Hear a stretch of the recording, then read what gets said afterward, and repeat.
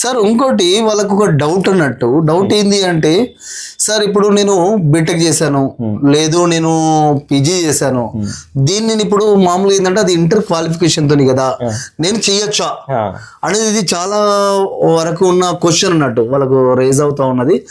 So దీనికి మీ answer sir. So చాలా మందికి మిస్కన్సెప్షన్ ఉన్నది, సార్ నేను డిగ్రీ చేసిన, బీఈడి చేసిన, పీజీ చేసిన, ఇవి పెట్టుకోవద్దని అందరు అంటున్నారు అని అంటే అందరు అట్లనే అంటారు.